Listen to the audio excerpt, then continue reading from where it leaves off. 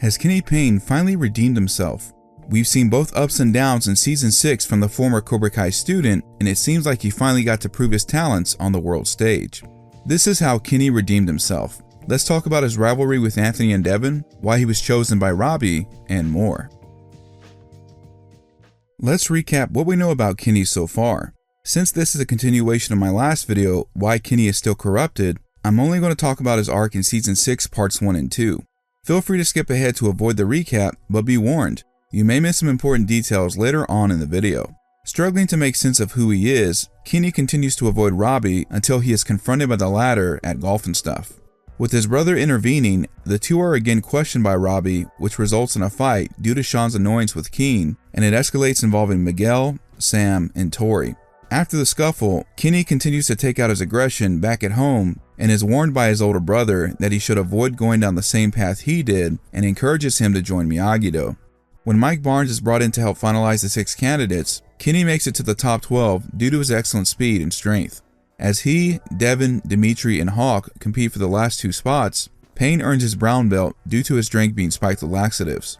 Humiliated, Kenny leaves the dojo, blaming Anthony, and is not heard from again until he is sought out by Amanda LaRusso.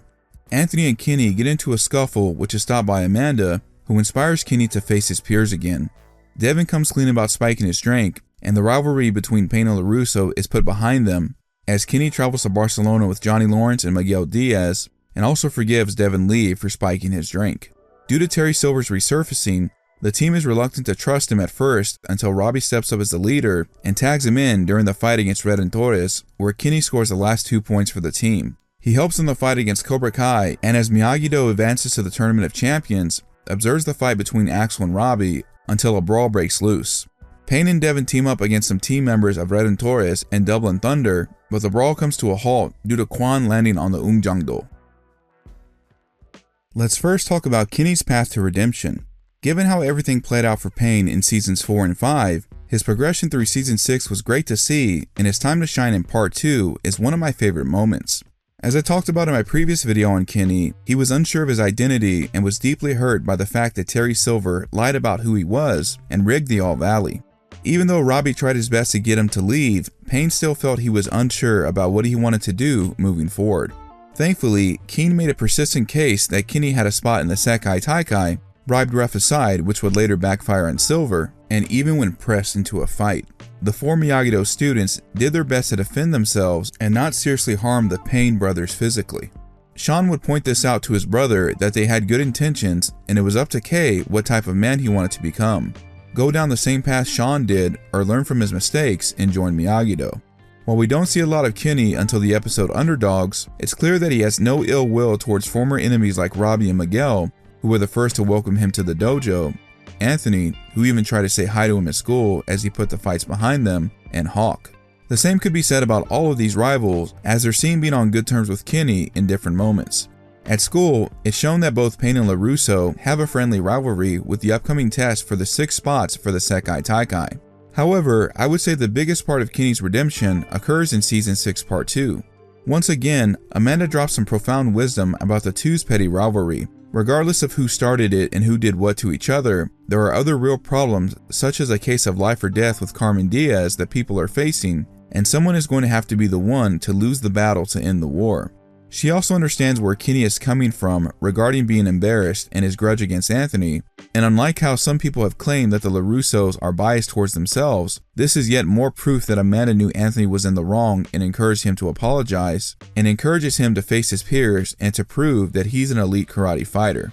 Thanks to kind words from Mrs. LaRusso, Anthony's willingness to embarrass himself, and Devon coming clean about the sabotage, Kenny musters up the courage to fly to Barcelona and face everyone, willing to help Miyagi-Do win. Despite the distrust from his teammates and temptations from Silver, Kenny comes through for the dojo and saves them from elimination by scoring 2 points back-to-back on Redentores. This comes full circle from Season 5. Because of Silver bribing the referee and making a questionable call that got Cobra Kai to qualify for the Sekai Taikai, Kenny redeemed himself by not only joining Miyagi-Do, but also taking what Silver taught him and using it to throw back in his former teacher's face, even showing off some sign language. Another subtle moment I like is that in the locker room, Miguel says, "We're a family, all of us," and specifically looks to Kenny to let him know he's included, which the latter appreciates by nodding his head. While Dimitri initially distrusted Kenny because of his paranoia of Terry Silver, and to an extent Hawk as well, Alexopoulos patted Kenny on the back after the match with Redentores and tagged in Kenny himself in the match with Cobra Kai to help with Yoon Do-jin. I hope we get to see more of Kenny in part 3, but I feel his arc was satisfying in part 2, and it was a nice payoff for him to right the wrongs of the past. Let's also briefly talk about his rivalries with Anthony and Devon.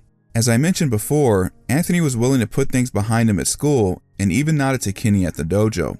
In Underdogs, the two had friendly banter about the 6 spots for Miyagi-Do. While up to this point, we don't see a lot of interaction between the two, it could be assumed that the two grew close and began to train together at the dojo. Although Anthony wasn't able to beat Kenny in the Capture the Flag challenge, it should be noted that both stole a flag from each other and were tied for hits until Kenny hit an uppercut, which eliminated Anthony. Despite the nosebleed, Payne still apologized and checked on Anthony until Daniel came over. However, the rivalry would escalate due to Kenny assuming Anthony spiked his water with Mitch's laxatives. The two would get off on the wrong foot again as Anthony criticizes Kenny for blaming him and telling his mother this, resulting in the two getting into a fight where they were tied for hits until Amanda broke it up and Anthony yelped at the last second, showing that Kenny got 3 hits in while Anthony got 2. After having some time to think it over, Anthony admits that the entire war started because of him and is willing to embarrass himself to end it. However, it is thanks to Devon's phone call that Kenny realizes Anthony really had nothing to do with it, and the two officially squashed the rivalry. Regarding Kenny's rivalry with Devon, I did talk about this in my Why Devon Has Changed video, and the reasons I specified were confirmed in Season 6 Part 2. Devon saw Kenny as the biggest threat, was jealous of his skills, and cheated because she was under pressure. However, because of the time he had to think on the plane, Kenny put it behind him and revealed that he had a crush on Devon and remembered the friendship they had when they trained under Silver. It's also fitting that during the brawl in Ungjangdo, the two look out for each other by guiding each other to safety and working together to defeat the members of Redentores and Dublin Thunder. I'm glad the rivalry between Kenny and Anthony finally got squashed, and I may have a hot take here. Kenny's embarrassment does serve as karma for what he did to LaRusso at the mall, which I've always thought went a little too far. Regardless, I'm glad that Kenny has made amends, and I'm hoping we see a friendship develop further between him and Anthony, and if he'll get caught in a triangle between Leah and Devon. Let's talk about why Kenny was chosen by Robbie as the one to be tagged in.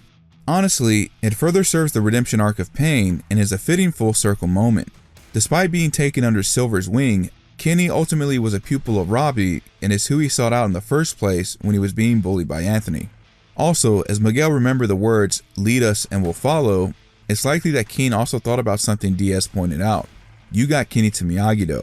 Although we never witnessed this conversation in Season 5 between Miguel and Robbie, the latter did tell Daniel that he wanted to stop Cobra Kai because of how Silver corrupted Kenny, and that was one of his motivations of why he rejoined Miyagi-Do.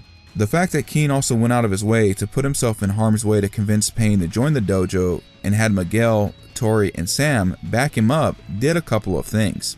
It foreshadowed Robbie's significance as being a natural-born leader, as the fellow Miyagi-Dos had his back, and also helped repair the relationship between Kenny and Robbie.